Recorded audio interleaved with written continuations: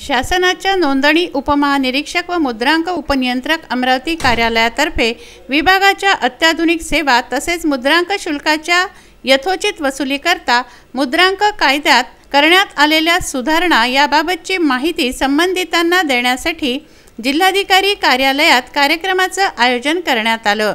या कार्यक्रमाला महाराष्ट्र राज्याचे नोंदणी महानिरीक्षक व मुद्रांक नियंत्रक अनिल कवडे हे उपस्थित होते।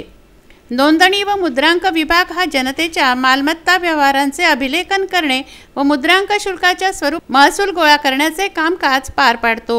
या अनुषंगाने दस्तऐवज नोंदणी करणे, सत्यप्रती काढणे, शोध घेणे, मूल्यांकन निश्चिती तसंच विवाह नोंदणी आदी कामकाजासाठी बहुसंख्य नागरिकांना हा विभाग सेवा देतो। या सेवांमध्ये गेल्या काही वर्षात माहिती तंत्रज्ञानाचा वापर करण्यात येत असून याबाबतची माहिती अनिल कवडे यांनी दिली। मुद्रांक शुल्काच्या स्वरूपात मिळणाऱ्या महसुलाची चुकवेगिरी होऊ नये व सर्व प्रकारच्या दस्तऐवजांवर मुद्रांक शुल्काची यथोचित वसुली व्हावी याकरता मुद्रांक अधिनियमाच्या कलम 10(ड) मध्ये सुधारणा करण्यात आल्या आहेत। यावेळी विभागाच्या सेवा व सुधारणांबाबतचे पॉवर पॉइंट माध्यमांद्वारे सादरीकरण करण्यात आलं।